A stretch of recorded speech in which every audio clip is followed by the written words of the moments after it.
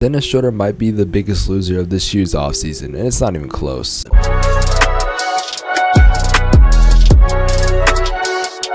Of course, before I get into the content, if you guys could leave a like on the video, subscribe to the channel if you're new, turn on post notifications. I am trying to 10,000 subscribers on the channel by the end of the year, and your subscription would be greatly appreciated. Let's get into the video. Also, I know I uploaded like 2 different videos yesterday and they didn't go up, or like they're not up anymore. There was a little bit of an error behind the scenes, but don't worry, that is fully fixed. That's not going to happen again. Anyways, with that being said though, let's talk about Dennis Schroder. As Dennis Schroder has been the biggest loser of this year's offseason. He got a 4-year, $84 million extension like March or something, and he declined that because he wanted a bigger contract. The only problem is he didn't play that well to end off the season and in the playoffs, and he wanted a 4-year, $120 million deal from the Lakers, and I know he was fielding a 5-year, $150 million deal from the Bulls. And as of recently, a couple days ago, I made a video talking about the Celtics and Dennis Schroder were engaging in talks, and ladies and gentlemen, as of today, the Boston Celtics have offered Dennis Schroder with the, I think it's called a mid-level exception of $6 million on a 1-year deal. And you're not going to believe what happened. Now, you guys would think for someone that's not getting a whole lot of offers that he took the deal and now he's going to play his heart out and then he's going to get that big contract he wanted next season, right? Just like most of us, you are wrong, as he wants a $9.5 million, I think it's the max mid-level exception you can get. I'm not really sure how that works, but he also wants a 2nd-year option, which doesn't make any sense because you're not going to get that much money on the Celtics,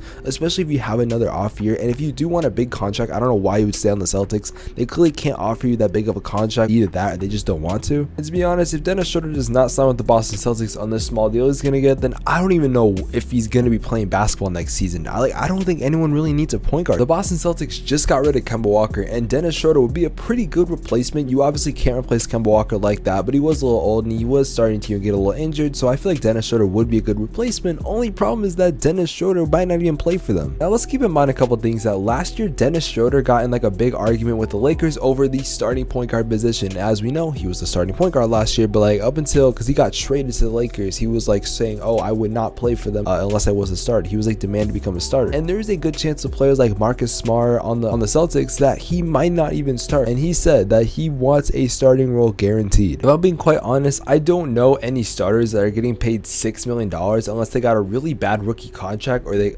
basically a rookie contract, or somehow they broke out into a star. But that's really about it. That situation doesn't happen that many times. Something I like for NBA players, or even any person in general, is I like when they bet on themselves, but sometimes betting on yourself does not always work, and in this case it did not work for Dennis Schroder, not one bit. And I feel like that this is kind of, I don't want to say karma, but I just think that he kind of overvalued himself. Like, I've been talking about Ben Simmons these past couple days and how the Sixers are overpricing him. He's overpricing himself because he could have went to the Lakers, but obviously they got Russell Westbrook now. That's not going to happen. He can't go to the Bulls because of Alonzo, so there's really no place for him to go anymore. I think since I've been talking about this Dennis Schroder situation for a while, I've been kind of like debating it back and forth with my friends. I really just don't even realize that a player like Dennis Schroder, who's not a bad point guard, he's a good two-way player. He averaged 15, 5, and 3 last year, shooting 43% from the field. He's a good player, so the fact that he's going to get $6 million on a mid-level exception for 1 year is crazy. If Dennis Schroder is coming off the bench, you know that he's going to start some stuff in the front office, and the Celtics could be just as good as a messed up team, and it's not going to be a pretty situation. Now, something that's pretty confusing is that one of Dennis Schroder's biggest points about signing was that he wanted the 2nd-year option, which I don't think he really should be getting because he should get back out there, which is actually going to confirm what I'm about to say, because in a source, Mark Murphy from the Boston Herald said he's only interested in a 1-year deal and he's getting back out there, said the source, who added that Schroder has also ran into another problem, the sudden lack of available starting point guard positions. And now I'm reading that the Celtics have pitched Schroder the idea of backing up Marcus Smart next season. That same person said he needs time. I think he's in a state of shock because of what he done. The source said of Schroder turning down a 4-year, $84 million extension last year with the Lakers, who responded by trading for Russell Westbrook. Now, we saw an example with Victor Oladipo, who was injured last year. They got a really short extension just on the fact, like I said, he was injured, but that's not the case with Dennis Schroder. He just played bad. So I think it's an interesting situation because I don't really know anything that's wrong with Schroder. I just think that he had a terrible offseason, or end of the season in general. However, the chances of Boston making sure he gets $9.5 million is not most likely, and this is the official tweet that I saw from Jordan Schultz, who is an official source, that I did see this from when I heard about Schroder. It said the hashtag Celtics have offered Dennis Schroder to a 1-year deal at the taxpayer $5.9 million of MLE per league leak sources. The current holdup for Schröder is a twofold. He wants the full MLE, which is $9.5 million, and also seeks a second-year player option, but Boston does not want to be hard capped. It's kind of funny to think that Dennis Schröder was going to get $84 million, and now this man is barely going to get $6 million, which $6 million is still a lot of money, but in the NBA terms, we obviously know that's really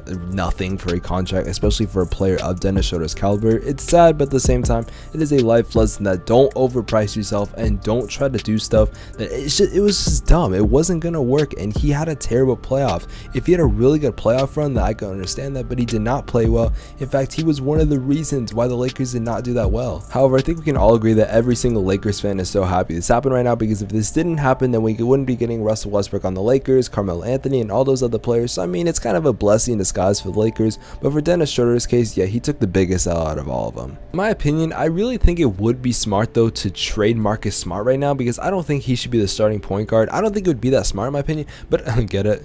You see what I did there? No?